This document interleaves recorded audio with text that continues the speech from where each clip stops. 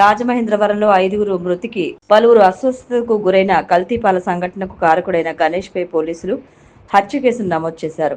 మరోవైపు గణేష్ అస్వస్థత గురైనట్లు సమాచారం. అతన్ని చికిత్స నిమిత్తం బొల్లేని ఆసుపత్రిలో చేర్చినట్లు తెలుస్తోంది.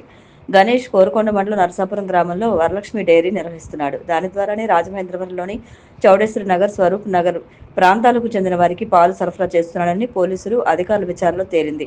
సేకరించిన పాలు పాడైపోకుండా పాల శీతలీకరణ యంత్రాన్ని వినియోగిస్తున్నాడని, దానిలో కూలెంట్ గా వినియోగించిన ఇథిలిన్ గ్లైకాలే ఈ దుర్ఘటనకు కారణంగా అధికారులు ప్రాథమికంగా నిర్ధారణకు వచ్చారు.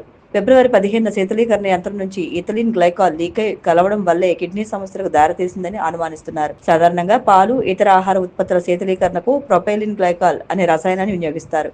ఇథిలిన్ గ్లైకాల్ ను వాహనాలు, ఇతర పరిశ్రమల్లో కూలెంట్ గా వినియోగిస్తారని అధికారులు తెలిపారు. అయితే ప్రొపైలిన్ గ్లైకాల్ ధర ఎక్కువగా ఉండడంతో తక్కువ ధరకు లభించే ఇథిలిన్ గ్లైకాల్ ను వినియోగించినట్లు అధికారులు అనుమానిస్తున్నారు. రాజమహేంద్రవరంలో అనూరియా వ్యాధితో 5 మృతి చెందిన సంఘటన రాష్ట్ర వ్యాప్తంగా సంచలనం సృష్టిస్తోంది. ఈ నేపథ్యంలో ఆరోగ్య శాఖ కమిషనర్ జి వీరపాండ్యన్, జిల్లా collector Keerthi Chekuri, DIG Ashok Kumar, SP D Narasimha Kishore, ఇతర అధికారులు కోరుకొండ మండలం నరసాపురం గ్రామానికి చెందిన పాల వ్యాపారి గణేష్ నిర్వహిస్తున్న డైరీని పరిశీలించారు. తాగునీరు, పాలు మరియు ఇతర ఆహార పదార్థాల నమూనాలను సేకరించి పరీక్షలకు పంపినట్లు అధికారులు తెలిపారు. ప్రజల్లో ఎలాంటి ఆందోళన అవసరం లేదని, జిల్లా యంత్రాంగం పూర్తి స్థాయిలో అప్రమత్తంగా ఉందని కలెక్టర్ కీర్తి చేకూరి స్పష్టం చేశారు. ఆరోగ్య శాఖ బృందాలు ఇంటింటా సర్వే నిర్వహిస్తూ లక్షణాలు గమనించిన వెంటనే వైద్య సేవలు అందించేలా చర్యలు తీసుకుంటున్నట్లు తెలిపారు. అత్యవసర సహాయం లేదా ఫిర్యాదుల కోసం జిల్లా యంత్రాంగం ప్రత్యేక హెల్ప్ లైన్ నంబర్ 9494060060 ఏర్పాటు చేసినట్లు తెలియజేశారు. ప్రజలు అపోహలకు లోను కాకుండా అధికారిక సమాచారాన్ని మాత్రమే నమ్మాలని విజ్ఞప్తి చేశారు. అనూరియాతో మృతి చెందిన కుటుంబాలకు ప్రభుత్వం 10 లక్షల ఎక్స్గ్రేషియాను ప్రకటించింది. బాధితులకు వైద్య ఖర్చులను ప్రభుత్వమే భరిస్తుందని రాజమహేంద్రవరం సిటీ ఎమ్మెల్యే ఆదిరెడ్డి వాసు చౌడేశ్వరి నగర్ లో ఏర్పాటు చేసిన మీడియా సమావేశంలో వెల్లడించారు. పాల కల్తీకి గల కారణాలపై విచారణ నివేదిక వచ్చిన తర్వాత బాధ్యులపై కఠిన చర్యలు తీసుకుంటామని హెచ్చరించారు. ఆసుపత్రిలో చికిత్స పొందుతున్న బాధితులను టీడీపీ జిల్లా అధ్యక్షుడు రుడా చైర్మన్ బొడ్డు వెంకటరమణ చౌదరితో కలిసి పరామర్శించారు.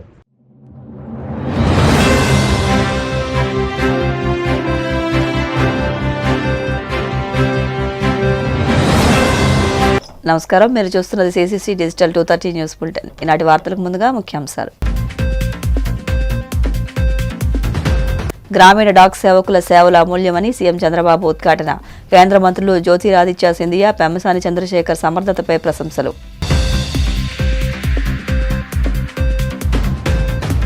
కలియుగ దైవం వెంకటేశ్వర స్వామి లడ్డూను కల్తీ చేసిన జగన్ కి తిరుపతి పేరెత్తే అర్హత లేదు. దేవస్థాయిలో ధ్వజమెత్తిన మంత్రి నిమ్మల.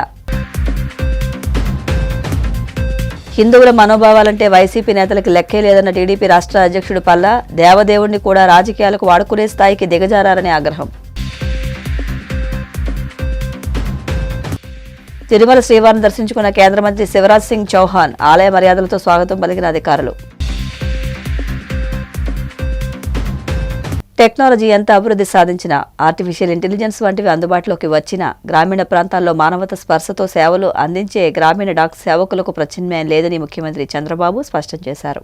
వికసిత భారత్ స్వర్ణాంధ్రప్రదేశ్ నిర్మాణంలో వారి పాత్ర అత్యంత కీలకమని, వారికి రాష్ట్ర ప్రభుత్వం అన్ని విధాలా అండగా నిలుస్తుందని హామీ ఇచ్చారు. గుంటూరులో గ్రామీణ డాక్ సేవకుతో ఏర్పాటు చేసిన ఒక కార్యక్రమంలో కేంద్ర కమ్యూనికేషన్ల శాఖ మంత్రి జ్యోతిరాదిత్య సింధియా, కేంద్ర సహాయ మంత్రి పెమ్మసాని చంద్రశేఖర్లతో కలిసి ఆయన పాల్గొన్నారు. ఈ సందర్భంగా చంద్రబాబు మాట్లాడుతూ పాత రోజులను గుర్తు చేసుకున్నారు. ఈరోజు మిమ్మల్ని అందరినీ చూసిన తర్వాత నాకు ఎక్కడా లేనటువంటి ఒక నమ్మకం వచ్చింది. టెక్నాలజీ ఎంత పెరిగినా నేను టెక్నాలజీని ఎప్పుడు ప్రమోట్ చేస్తానే ఉంటాను. ఒకప్పుడు ఐటీని ప్రమోట్ చేశాం. ఈరోజు హైదరాబాద్ నగరాన్ని మీరు చూస్తే దేశంలోనే most liveable city, highest per capital income కు చిరునామా ఏదంటే తెలంగాణగా తయారైందంటే అది ఆ రోజు వేసిన ఫౌండేషనే సమైక్య ఆంధ్రప్రదేశ్లో. ఈ రోజు మీ యొక్క వ్యవస్థను మనం ఒకసారి చూస్తే ఎక్కడా లేని వ్యవస్థ ఇది. అలాంటి ఈ వ్యవస్థ 150 సంవత్సరాల చరిత్ర ఉంది. స్వాతంత్రం రాకమునప్పటి నుంచి పనిచేస్తున్నారు.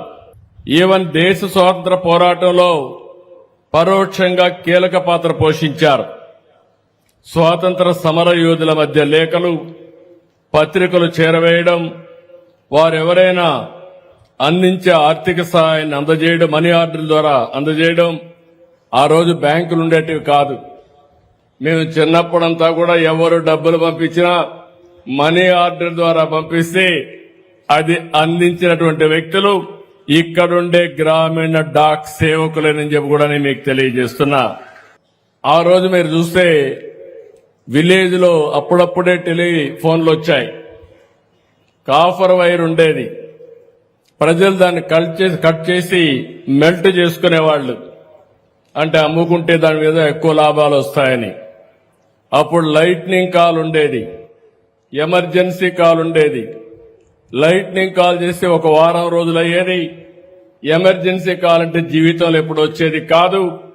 ఎన్నొచ్చినా మీకు రీప్లేస్మెంట్ మాత్రం ఎప్పుడు రాదు. మీ మానవత్వంతో మీరు పనిచేయగలిగేది మీరు ఒక్కరే చేయగలుగుతారు. టెక్నాలజీ ఎంత పెరిగినా, ఆర్టిఫిషియల్ ఇంటెలిజెన్స్ వచ్చినా కడాన మీరు లేకపోతే మాత్రం గ్రామీణ ప్రాంతంలో ప్రాపర్ లాజిస్టిక్స్ వ్యవస్థ ఉండదని మరొక్కసారి మీ అందరికీ విజ్ఞప్తి చేస్తున్నాను. That is your core competency. ఈ రోజు మనం ఒక్కసారి చూస్తే 1,64,000 పైగా పోస్ట్ ఆఫీసులు ఉన్నాయి. దగ్గర ఈ రోజు 3 లక్షల మంది గ్రామీణ డాక్ సేవకులున్నారు. ఇంతమంది ఉండే వ్యవస్థ ఎక్కడా లేదు.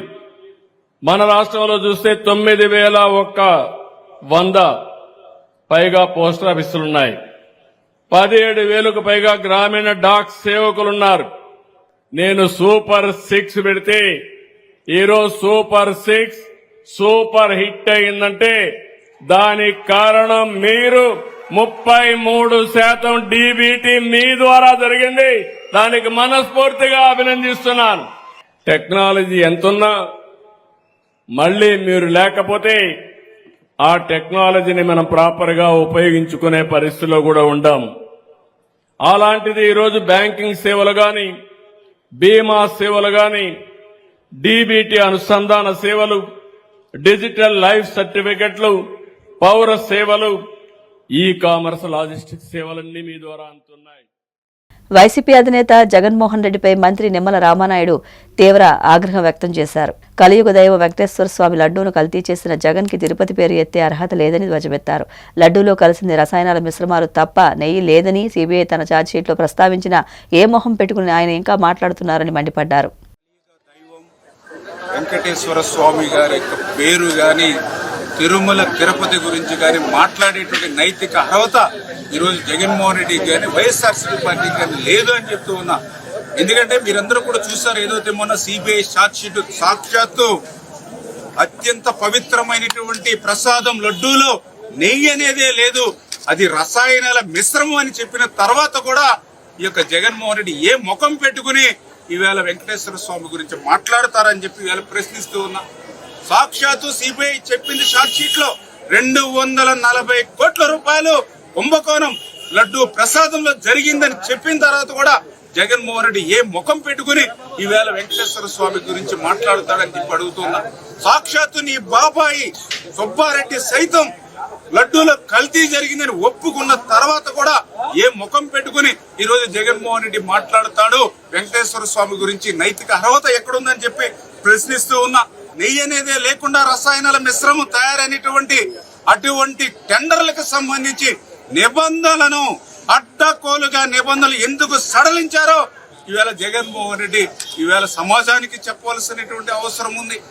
ఈ రకంగా 240 కోట్ల రూపాయలు లడ్డూ ప్రసాదంలో కుంభకోణం జరిపి లూటీ చేసి తిరుమల తిరుపతి వెంకటేశ్వర స్వామి యొక్క పవిత్రతను తగ్గించాలనేటువంటి కుట్ర చేసినటువంటి జగన్మోహన్ రెడ్డి ఈవేళ హెరిటేజ్ మీద దానికి తుయ్యాలనేటువంటి ఆలోచనతో, లాగాలనేటువంటి ఆలోచనతో మరి ఈ రోజు అసంబద్ధమైనటువంటి వ్యాఖ్యలు ఏదైతే ఈవేళ ఇండాపూర్ ఏదైతే డైరీ ఏదైతే ఉందో మరి ఇండాపూర్ డైరీకి ఈవేళ హెరిటేజ్ అనేది ఒక కొనుగోలుదారుడే తప్ప సరఫరా చేసేటువంటిది కాదని తెలిసినా కూడా అబద్ధాలని, అసత్యాలని నువ్వు మాట్లాడేటువంటి పరిస్థితి చూస్తూ ఉంటే, ఎందుకంటే ఈవేళ ఇండాపూర్ దగ్గర హార్ట్ అటాక్ ఏదైతే ప్యాకింగ్ కానీ ఇండాపూర్ దగ్గర నుంచి పన్నీర్ మరి దానిని మాత్రమే వీళ్ళు కొనుగోలు చేస్తూ ఉంటే మరి ఆ పన్నీర్కి నెయ్యికి తేడా తెలియనటువంటి విధంగా మరి ఏదైతే ఈ రోజు వైఎస్ఆర్సీపీ గాని జగన్మోహన్ రెడ్డి గాని మాట్లాడేటువంటి స్థితి చూస్తూ ఉంటే అంటే ఏదైతే మీరు చేసినటువంటి తప్పులు, మీరు చేసినటువంటి పాపం, మీరు చేసినటువంటి అపచారం ఎదుటి వాళ్ళకు కూడా అంటించాలనేటువంటి ధోరణే ఈ రోజు మరి కనిపిస్తున్నటువంటి స్థితి అని చెప్పి సందర్భంగా తెలియజేస్తూ వీళ్ళు చాలా క్లియర్ గా హెరిటేజ్ వాళ్ళ నిబంధనలు ఉన్నాయి.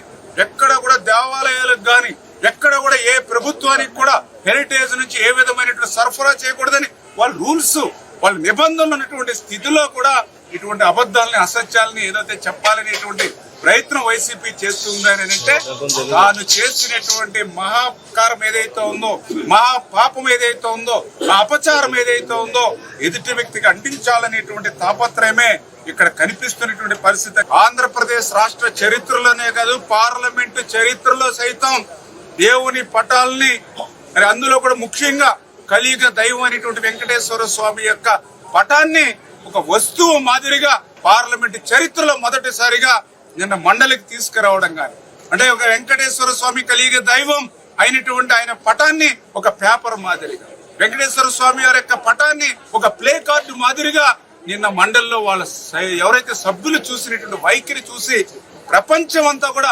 విస్తుపోయినటువంటి పరిస్థితి. బూట్లతోటి షూలతోటి ఎంత దారుణం అంటే మా కళ్ళారా మేము చూసాం.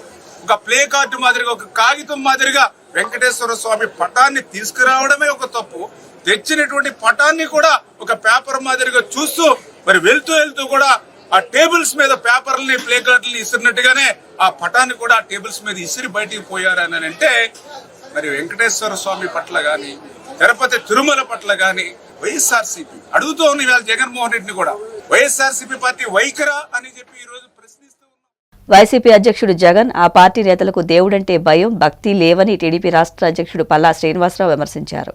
హిందువుల మనోభావాలంటే వారికి లెక్కే లేదన్నారు. విశాఖలో నిర్వహించిన మీడియా సమావేశంలో ఆయన మాట్లాడారు. దేవదేవుడిని కూడా రాజకీయాలకు వాడుకునే స్థాయికి దిగారని ఆగ్రహం వ్యక్తం చేశారు. జగన్ మార్గదర్శకత్వంలో శ్రీవారి ఫోటోలతో రాజకీయం చేసే నీచానికి దిగారని ధ్వజమెత్తారు. దేవుడి ప్రసాదాన్ని జంతుకొవ్వు ప్రమాదకర రసాయనాలతో కల్తీ చేశారన్నారు. టీటీడీ నిధులను దారి మళ్లించారని, తిరుపతి నగరపాలక సంస్థ పేరిట కోట్లు దోచేశారని మండిపడ్డారు. హిందూ మత విశ్వాసం మీద నమ్మకం లేదు కనుక దాన్ని చులకం చేసే విధానం చాలా తప్పని చెప్పి ఈ సందర్భంగా తెలియజేస్తున్నారు. ఈ త్రేతాయుగంలో, ద్వాపర యుగంలో రాక్షసులు ఉండేవారు అని కథల్లో విన్నాము. ఈ రోజు మేము ప్రత్యేకంగా చూస్తున్నాం. ఎందుకు అంటున్నామంటే సుమారు 300 గుళ్ళు పైన దాడులు జరిగాయి. రామతీర్థాల్లో రాముడు వారి విగ్రహానికి తల నరికారు. అలాగే 300 గుళ్ళు వరకు కూడా దాడులు చేశారు.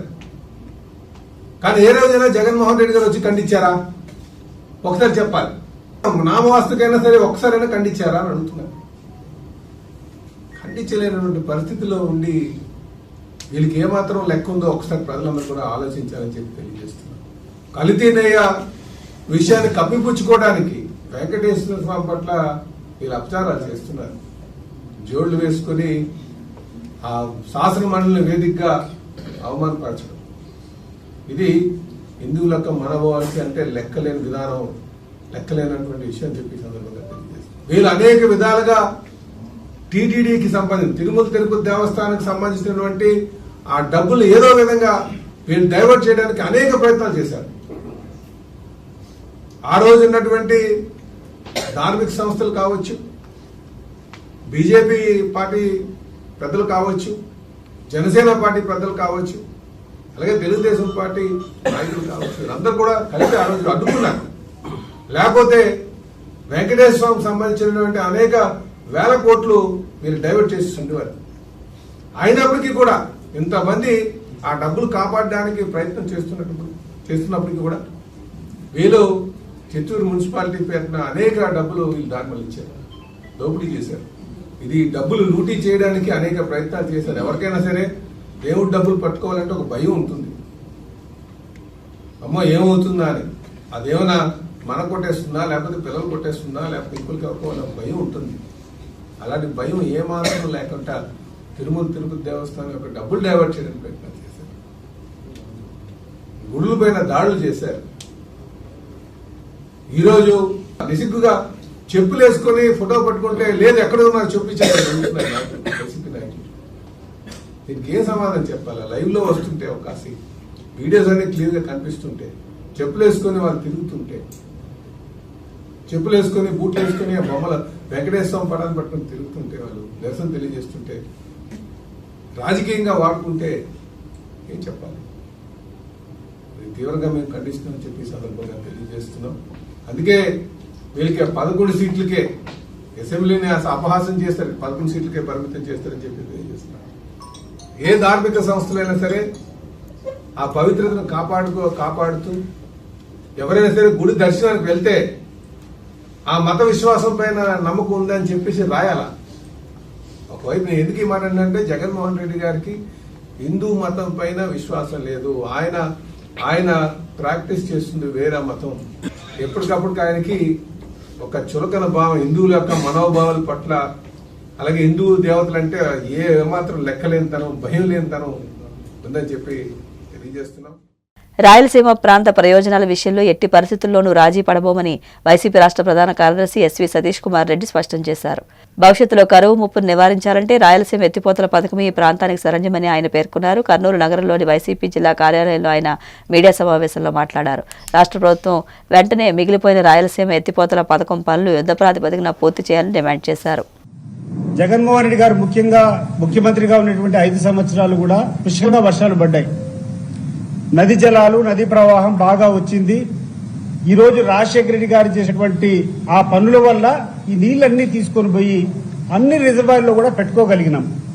ఈరోజు గండికొండలో అయితేనేమి, పైడిపాలెం అయితేనేమి, లేకుంటే గోరకల్లులో అయితేనేమి, లేకుంటే వెలిగల్లు అయితేనేమి, వెలిగోడ అయితేనేమి, అన్ని ప్రాజెక్టులు కూడా, తెలుగుగంగ అయితే అన్ని ప్రాజెక్టులు కూడా అదనంగా నీళ్లు వచ్చినప్పుడు రాజశేఖర రెడ్డి గారు చేసినటువంటి ఆ గొప్ప కార్యక్రమం వల్ల రాయలసీమలో ఎక్కడ చూసినా కూడా నీళ్లు పెట్టుకోగలిగినాం. ఇంకా 2 సంవత్సరాలు వర్షాలు రాకున్నా కూడా ఆ యొక్క నీటి వల్ల రాయలసీమలో ఎటువంటి ఇబ్బంది లేనటువంటి పరిస్థితి వస్తుంది.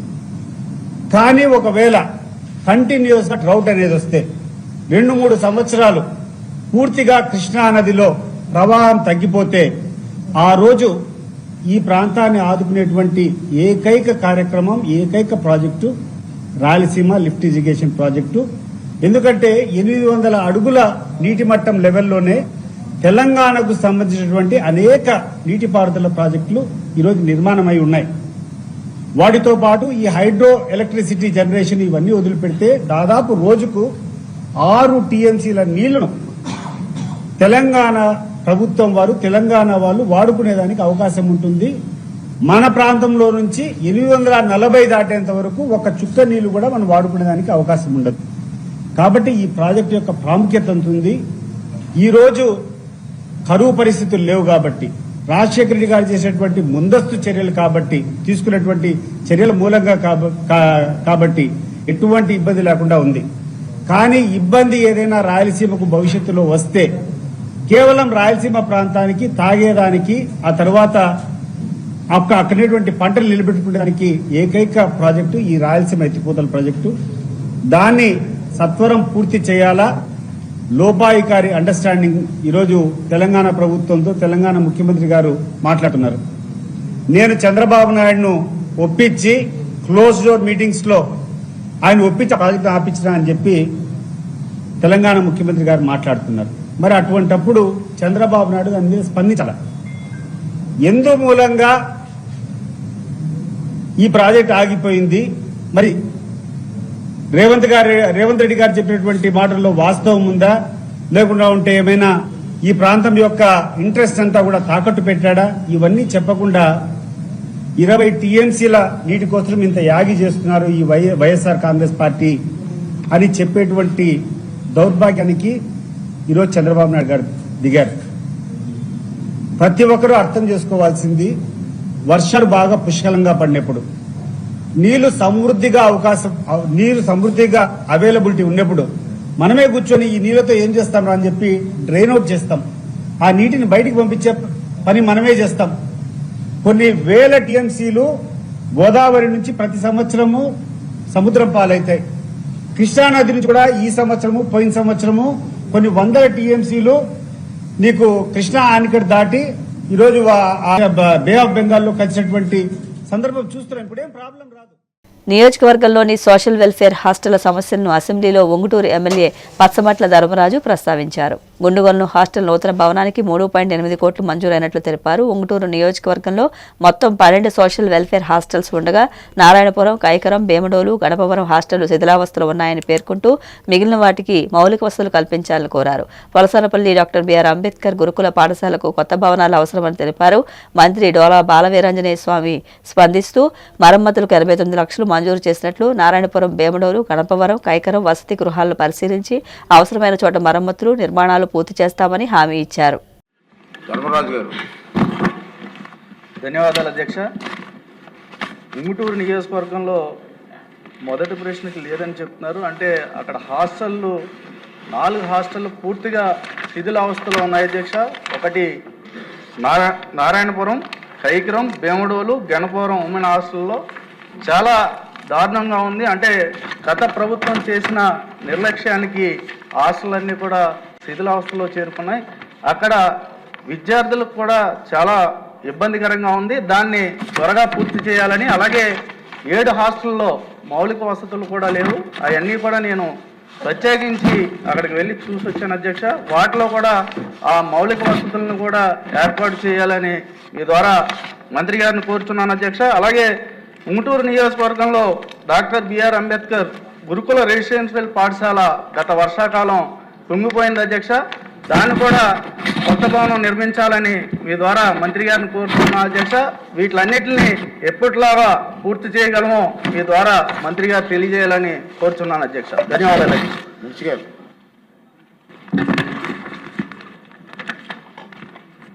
అధ్యక్ష. ఉంగుటూరు నియోజకవర్గంలో మొత్తం 11 హాస్టల్స్ ఉన్నాయి అధ్యక్ష. అన్నిటికీ ఓన్ బిల్డింగ్స్ కూడా ఉన్నాయి అధ్యక్ష. వీటికి రిపేర్స్ కూడా 89 లక్షల రూపాయలు ఇవ్వడం జరిగింది అధ్యక్ష.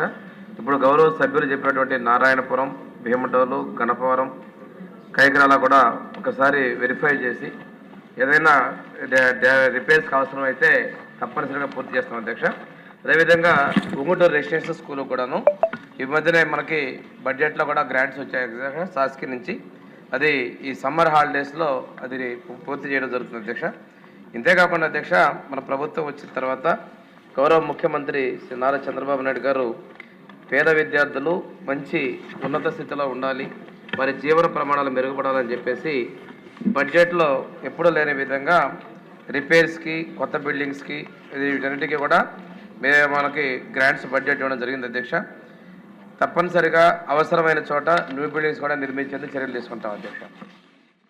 కాకినాడ జిల్లా అన్నవరం శ్రీ వీర వెంకట సత్యనారాయణ స్వామివారి దేవస్థానంలో హుండీల ద్వారా భక్తులు సమర్పించిన కానుకలను లెక్కించారు. కార్యనిర్వహణాధికారి వ్యాన్ రతినాథరావు, చైర్మన్ ఐవి రోహిత్ పర్యవేక్షణలో హుండీల లెక్కింపు జరిగింది. గడిచిన 18 రోజులకు గాను 94,41,865 రూపాయల నగదుతో పాటు 12 గ్రాముల బంగారం, 190 గ్రాముల వెండి, విదేశీ currency Nepal 135, Singapore dollars 52, Qatar riyals 22, US డాలర్లు 4 హుండీల ద్వారా సత్యదేవునికి ఆదాయం లభించింది. లెక్కింపు కార్యక్రమంలో దేవస్థానం డిప్యూటీ కమిషనర్, అసిస్టెంట్ కమిషనర్, ఏఈఓలు, సూపరింటెండెంట్లు, సిబ్బంది, వ్రత పురోహితులు, నాయి బ్రాహ్మణులు, స్వామివారి సేవా బృందం తదితరులు పాల్గొన్నారు. కలియుగ ప్రత్యక్ష దైవం తిరుమల శ్రీ వెంకటేశ్వర స్వామివారిని కేంద్ర మంత్రి శివరాజ్ సింగ్ చౌహాన్ దర్శించుకున్నారు. వీఐపీ విరామ దర్శన సమయంలో స్వామివారి సేవలో పాల్గొని మొక్కులు చెల్లించుకున్నారు. దర్శనానంతరం వీరికి రంగనాయకుల మండపంలో వేద పండితులు వేద ఆశీర్వచనం అందించగా ఆలయ అధికారులు స్వామివారి తీర్థ ప్రసాదాలు అందజేసి పట్టు వస్త్రంతో సత్కరించారు. मेरा और परिवार का सौभाग्य है कि भगवान ने बुलाया, उनके दर्शन करके मन असीम शांति, आनंद और प्रसन्नता से भरा हुआ है. उनके चरणों में यही प्रार्थना है, हमको सद्बुद्धि दे, सन्मार्ग पे चलाए और हमारा जीवन लोगों की सेवा में गुजरे, लोगों की सेवा करके अपने जीवन को सफल, सार्थक और धन्य बनाएं. और ये भी प्रार्थना उनके चरणों में, सर्वे भवन्तु सुखिनः, सर्वे सन्तु निरामया, सर्वे भद्राणि पश्यन्तु, माँ कश्चित् दुर्भाग भवेत्. सब सुखी हो, सब निरोग हो, सबका मंगल हो, सबका कल्याण हो. वर्तमान समय में दुनिया बड़ी अस्थिर है. भौतिकता की अग्नि में दग्ध विश्व मानवता को भारत शाश्वत शांति के पथ का दिग्दर्शन कराए. दुनिया में शांति स्थापित हो और हमारे देश के प्रगति और विकास लगातार होते रहे। हमारा किसान सुखी हो, हमारी जनता सुखी हो, हमारे बच्चे सुखी हो और सब अच्छे। వార్తలు ముగించే ముందు ముఖ్యాంశాలు మరొకసారి. గ్రామీణ డాక్ సేవకుల సేవల అమూల్యమని సీఎం చంద్రబాబు ఉద్ఘాటన. కేంద్ర మంత్రులు జ్యోతిరాదిత్య సింధియా, పెమ్మసాని చంద్రశేఖర్ సమర్థతపై ప్రశంసలు.